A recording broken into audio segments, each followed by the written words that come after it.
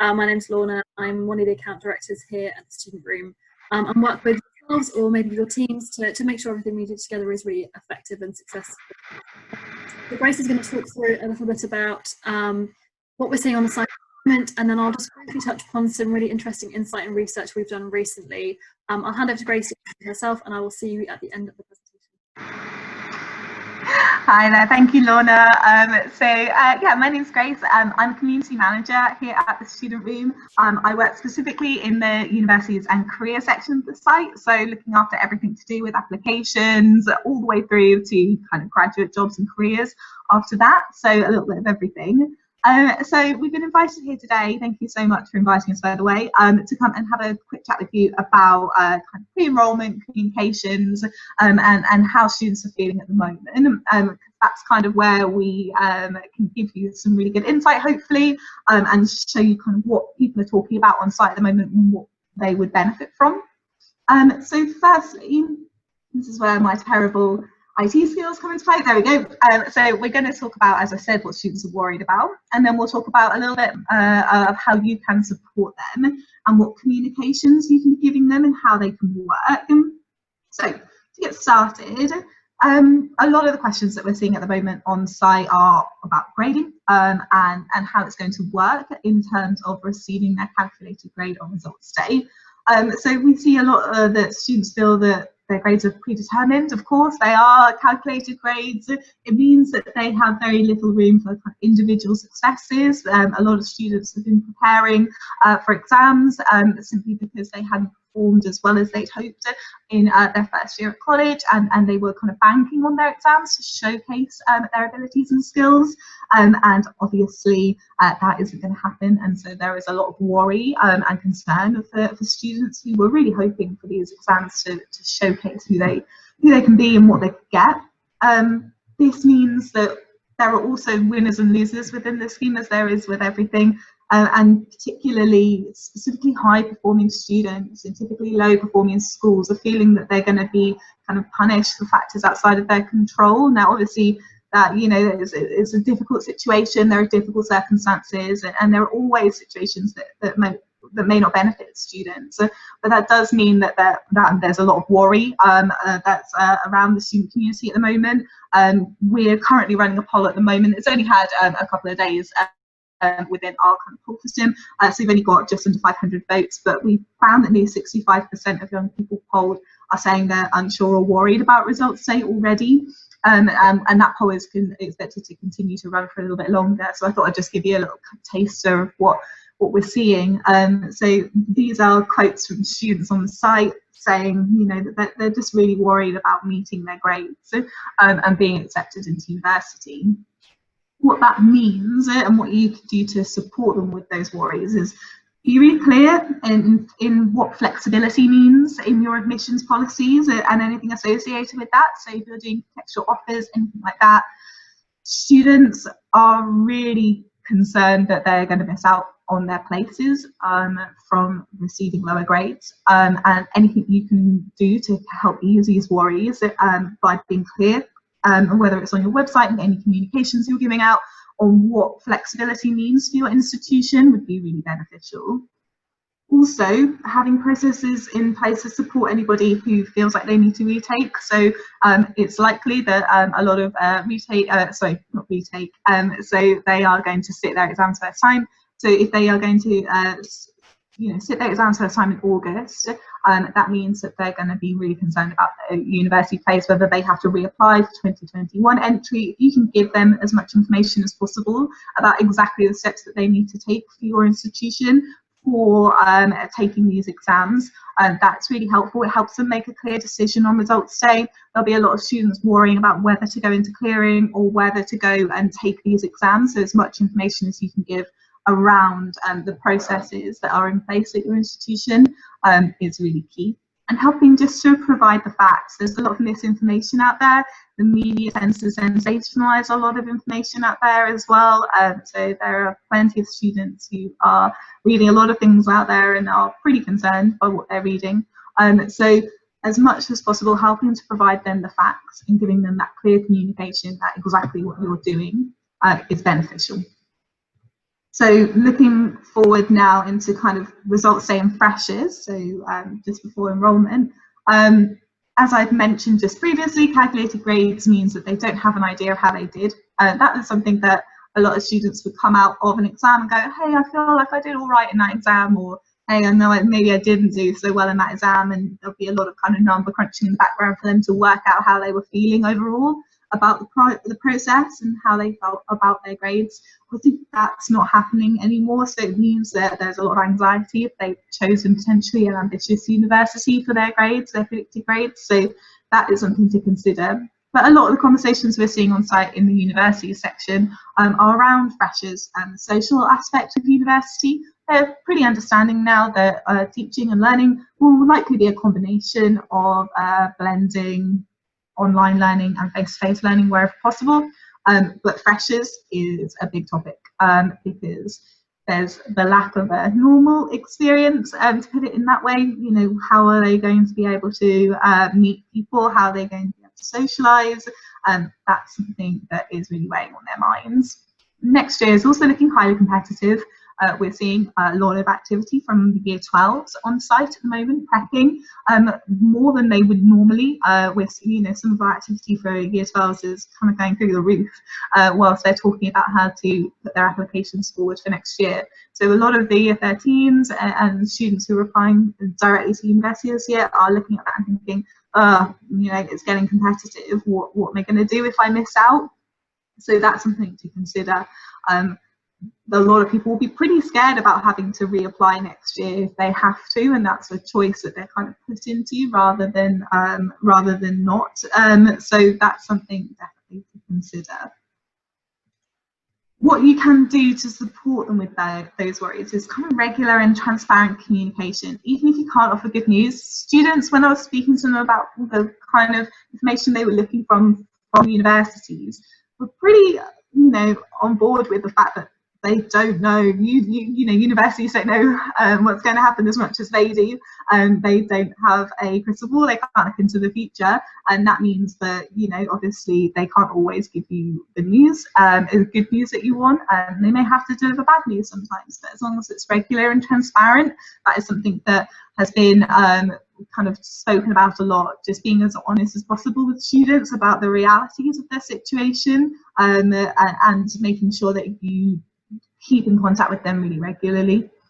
Also, staff working to support admissions and clearing, so whether that's working in call centre, clearing call centre, for example, or a variety of other roles that may be supporting clearing in some way, may inadvertently become a support figure, especially when schools and colleges are struggling with trying to find the balance between being able to support students in a face-to-face capacity on results day. May that mean that you're kind of inadvertently becoming the support figure, and they need to know information about exactly what it is that your institution is proposing for processes, including things like autumn exams and stance on that, and whether you're looking at a variety of different ways to help support students who do decide to take those autumn exams. So making sure everyone is as clued up as possible. Communication is going to be difficult on results day. I think students are aware of that, and we're trying to put that out there that, you know, people are going to be trying their best. Everything will be remote most likely, but making sure that as many people have the information that they need as possible that could inadvertently come into contact with students talking about clearing and autumn 2020 stuff is important. A recognition that the social side is just as important as the academic side for a lot of students is something to consider. There's been a lot of focus on teaching and learning, quite rightly, obviously, but the social side, a lot of students just think that, you know, that has been not neglected, but something that is just kind of in waiting, whereas actually that's a really important part for a lot of them. So making sure you acknowledge that. And somebody also brought up quite interestingly, you know, they want to know about your plans for any other future problems that you may run into, so localized lockdowns, for example, or a second wave coming. If they have a clear plan that you can deliver them, so you can show them your processes for if anything like this were to happen again, is something that they would find really useful. So In regards to pre-enrollment communications, as I mentioned, they're kind of really understanding of the situation, but honesty is the most important thing. And as I said, they're not expecting good news all the time, but they are expecting, you know, regular and honest communication.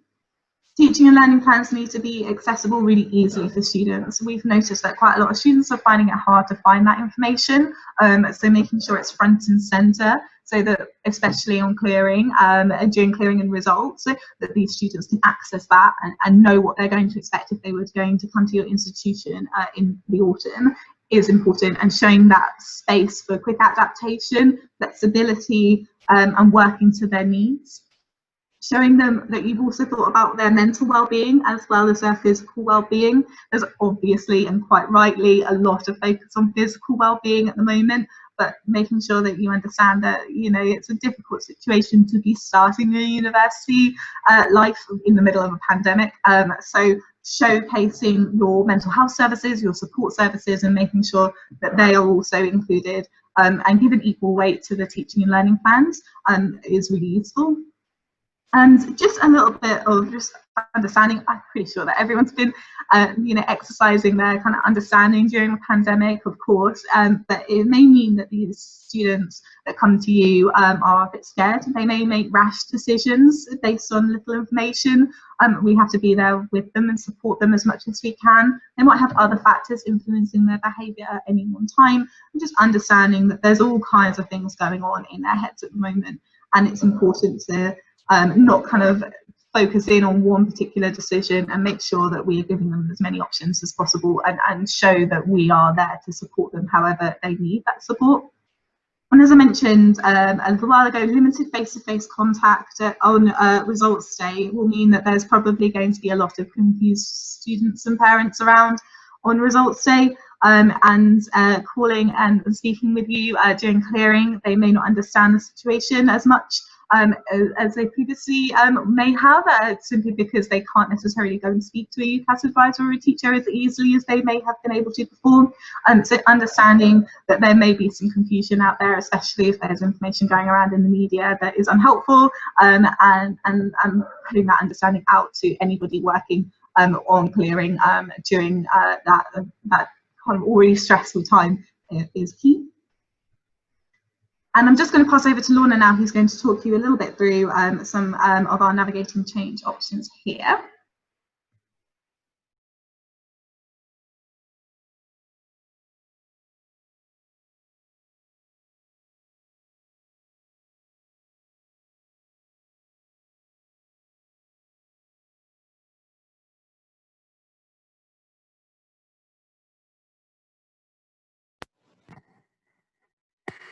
Can you hear me now?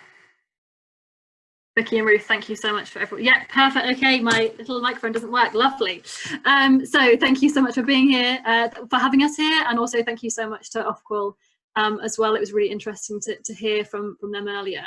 Conscious of time, so I'm going to try and whiz through this a little bit. But I think, you know, we've heard a lot from Grace about how students are feeling now in the lead up to results. And certainly the plans for students don't finish at results day, you know, they're looking firmly ahead to autumn. We have been working a lot of the last few months to gather as much insight, understanding, temperature checking the students on the site as much as possible. And for those that don't know much about the student room, we are really lucky to have 8 to 10 million students every single month choosing to visit us, to get support from one another, and from you guys. Thank you so much for all of your official reps on the site. What that gives us is a really fantastic base of students to learn from, to quiz, to question, to hold focus groups, and to survey. And so the last couple of months in particular, and moving forwards into the summer, we've been doing a series of insight reports called Navigating Changing Options. We're really across COVID that this is really impacting students and the way they make their decisions. So I just wanted to share with you one snippet that I think is really, for me, I found really surprising. And I think the complexity of everything that Ofqual talked about earlier really, I think, speaks to this. That whilst 34% of respondents said they would sit their exams in the autumn, the thing that's clearly misunderstood here is that students are anticipating continuing to go to their university of choice in the autumn after their autumn exams. Given that the autumn exams are going to be taking place in October, then this is where we're seeing kind of this misunderstanding. What's really interesting though is that it's the highest achievers that are planning to sit those autumn exams and still planning to join university that autumn. But also many of those highest achievers are also thinking about deferring. So for this group, it's so important for them to go to their university of choice. They have very clear sights set on the future, and have always had a really good idea of what their future will look like. So you can anticipate and think about just how much anxiety has been induced by not achieving their grade. So in this case, essentially, making sure that students really understand that if they do choose to retake, then they won't necessarily be able to begin in the autumn is really important. There's lots of other information in the report that I'd love to share with you, but I'm conscious of time and we've run out of time here. And also, obviously, you haven't been able to hear me. But please, if you'd like to know more about what else is in the report, please feel welcome to contact me or any of the team. We'd really love to talk to you about this. But hopefully this kind of gives you a bit of an insight into what students are planning for the future and just how much misinformation and misunderstanding is happening at the moment. One of the other metrics that came out as part of this report is also that students don't feel super happy about the information they're receiving from universities, including the frequency. So whilst there is always a limit for over communicating, I think at the moment any information you can share is going to be really, really key. And just any information that you can share with your audience will make a massive difference.